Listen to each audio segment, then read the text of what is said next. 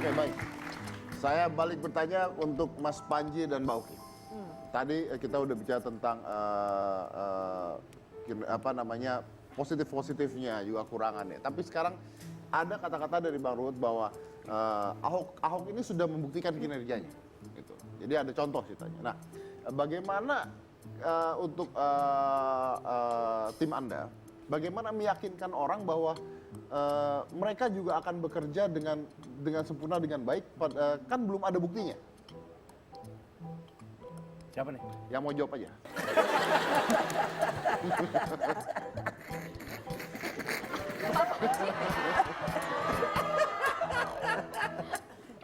Oke, aku deh ya. Tuh, dia mau jawab. Iya, aku berkaca pada diriku sendiri. Manakala aku menjadi anggota DPR, aku tidak pernah berpolitik, aku tidak pernah mengikuti organisasi apa-apa begitu. Tapi kemudian aku merasa bahwa aku sekarang bisa catch up begitu dengan isu-isu sosial. Itu karena aku didukung oleh tenaga ahli yang memang qualified. Dan terkait dengan Mas Agus, meskipun beliau belum pernah begitu di birokrat, tapi Mas Agus itu prestasinya luar biasa. Beliau mendapatkan 3 master dari Universitas Singapura, Nanyang, kemudian dari Harvard University, dan nggak semua orang bisa, bisa masuk ke Harvard, serta satu lagi dari universitas asing yang lainnya. Dan juga beliau mendapatkan bintang yang menurut saya itu sangat luar biasa. Dan itu didukung oleh kemudian pengalaman yang Pak Silvi yang menjadi birokrat dari bawah, begitu sudah terbukti bahkan pernah menjadi wali kota di salah satu kota administrasi di Jakarta.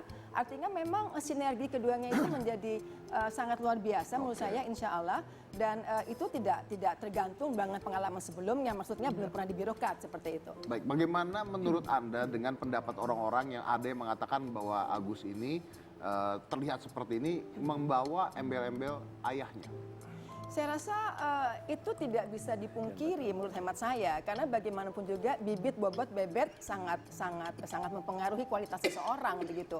Bahkan mungkin bapaknya Pak SBY dalam hal ini bisa menjadi mentor yang sangat luar biasa, sudah bisa memimpin Republik ini 2 kali dengan begitu bagusnya begitu. Menurut saya itu adalah suatu feeding yang akan bagus nantinya. Malah positif ya? Oh iya, kalau menurut hemat saya. Oke, baik. Anda mau jawab? Kalau ditanya apakah Mas Anies mampu bekerja dengan baik atau enggak, kayaknya tinggal dilihat aja track recordnya kemarin.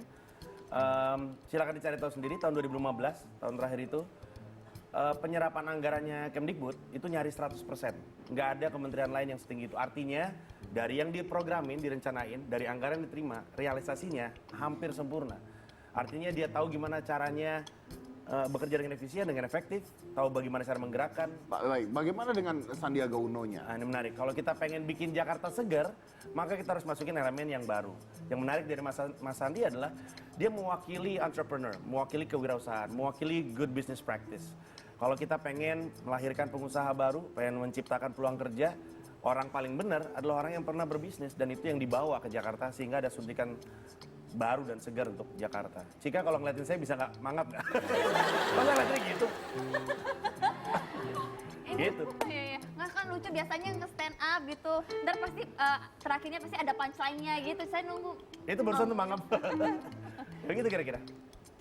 Saya mau bertanya, tolong sebutkan ulang tahun dari Cagup dan Cawagup masing-masing. Waduh. Oh, Boro-boro. Nggak tahu saya mah. kan lo gimana Anda jadi jubir nggak tahu ulang Saya tahun? ini jubirnya, bukan anak kandungnya. Tapi kan Anda punya tanggung jawab untuk mengetahui hal tersebut dong. Tanggung jawab saya terhadap program bukan zodiak. Aduh. Bapak Rusito pun penning tidak penning.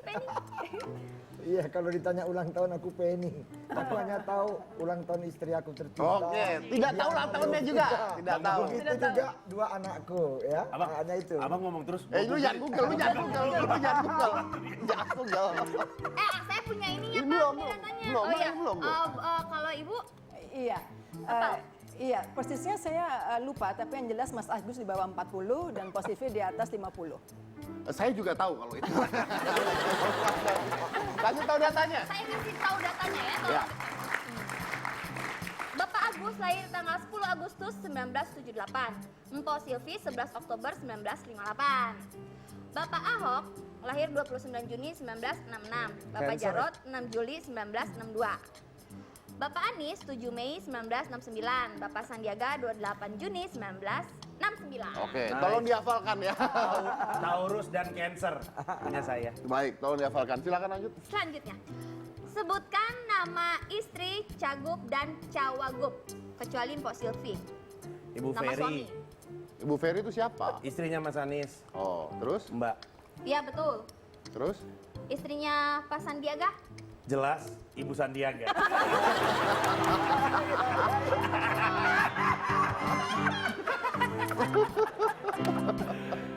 Terus terang gue lupa namanya. Oke. Maaf ya, Mbak. Waduh, lupa namanya. Aku main basket bareng Jubir sama ganti besok, jubir ganti besok. Oke. Lupa. Oke. Maaf ya. Silakan. Iya, Ibu Basuki.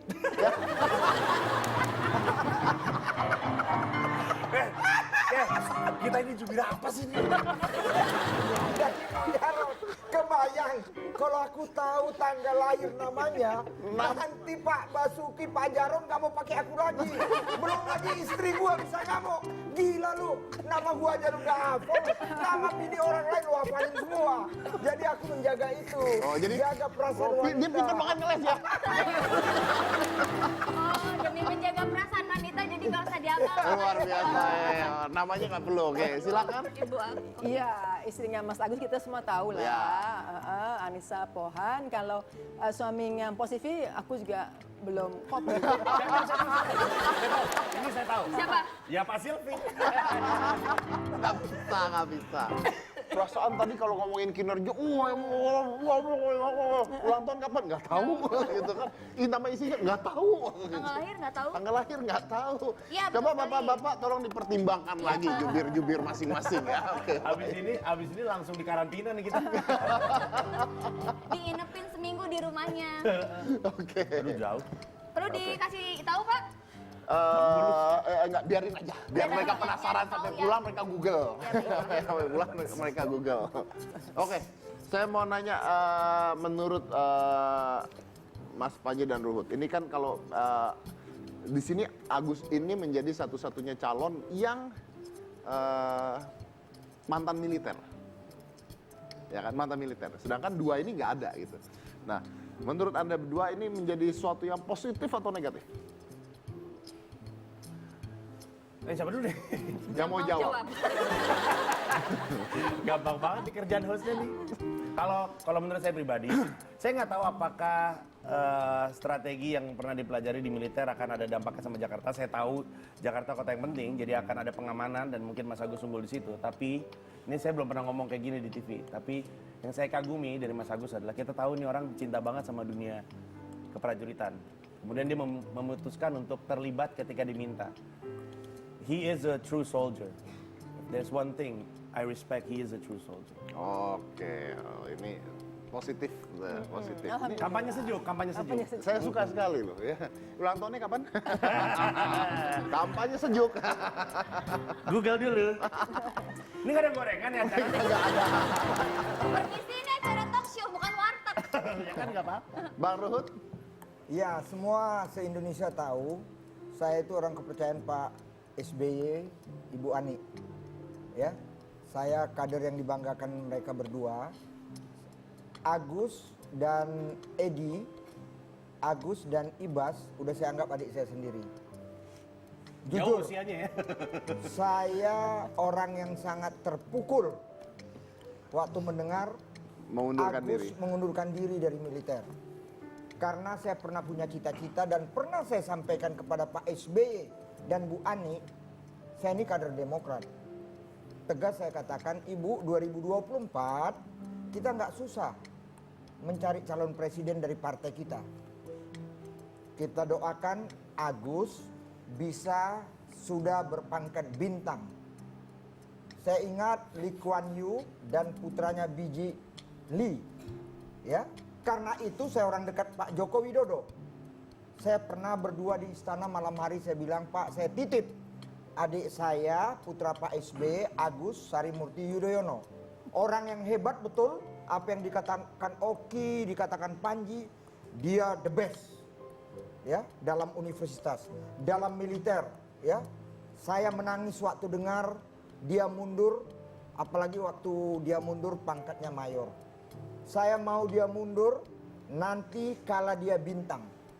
Tapi itu sudah tidak terjadi, tapi saya tetap menghormati apa yang dilakukan Pak SBY, Bu Ani kepada putranya, atau apa memang ini keinginan Agus, saya juga hormati. Karena saya tahu semua sudah ada garis tangan dari Yang Maha Kuasa Tuhan. Jadi kita tunggu saja. Oke, luar biasa. Lalu jatuh cinta lo kasih tahu. Apa sih? Oke, pertanyaan terakhir ya, gimana harapannya lah untuk pilkada nanti masing-masing aja. Iya, tentu kami berharap pasti juga dari pihak-pihak yang Pak Ahok, Pak Jarod, dan juga Mas Anies maupun Mas Sandi, bahwa pilkada nanti bisa berjalan damai, sejuk, saling menghargai satu sama lain, tidak konfrontatif begitu, dan masing-masing pemilih begitu bisa menjaga bisa menjaga kesejukan itu tanpa kemudian harus menimbulkan emosi antara satu dengan yang lain, insya Allah. Oke, baik. Pak Ruhut? Jadi pertanyaan terakhir ini sangat baik karena guru politik saya Pak SBY selalu mengajarkan kami kader-kadernya. Di dalam era reformasi kita mengedepankan demokrasi, harus siap menang, siap kalah. Dan saya pinjam juga kata-kata Presiden Republik Indonesia yang ke-7 Bapak Joko Widodo, di dalam membangun bangsa yang sudah baik agar menjadi lebih baik, jangan kita buat kegaduhan. Hati boleh panas, kepala tetap dingin. Oke.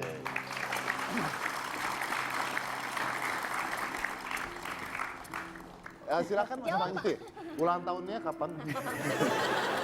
Waduh, ini bakal panjang nih bercandaan kayak gini nih. Ada masanya ya, pilkada itu keterlibatannya diikutin sama orang-orang yang nunggu kaos. Ada masa pilkada itu tentang banyak-banyakan poster, banyak-banyakan stiker. Bahkan untuk beberapa daerah tertentu ada kalanya pilkada itu tentang siapa yang mau ngasih amplop pada hari H. Tapi nama-nama yang muncul membuat orang-orang yang memilih berdasarkan gagasan itu mau terlibat. Sekarang adalah masanya untuk kita kembalikan pilkada ini jadi festival gagasan gitu. Kesampingkan hal-hal lain, kesampingkan semua berantem-berantemnya, kemudian dilihat siapa yang menurut kita gagasan-gagasan dan program yang cocok sama kita. Yang sesuai ya. Kita balikin ke festival gagasan. Dan yang terakhir adalah, kan kita udah pada gede nih, yang milih kan orang-orang dewasa. Kita tuh bisa mencintai seseorang atau sesuatu tanpa membenci yang lain. Cintain aja yang kita dukung, udah gitu. Oke, baik. Terima kasih buat semuanya yang hadir di Hitam Putih. Mudah-mudahan pilkada berjalan dengan lancar dan baik ya. Karena kita memiliki 3 pilihan yang sama-sama hebatnya, sama-sama bagusnya. Dan seperti tadi dikatakan bahwa pilihlah yang sesuai dengan hati Anda. Oke, baik. Terima kasih. Maaf, itu tolong jangan dibawa pulang. Nggak, sorry. Ya, Saya pikir oleh-oleh, maaf. bukan karena cuma satu. Oke, jangan mana-mana, tetap di Hitam Putih.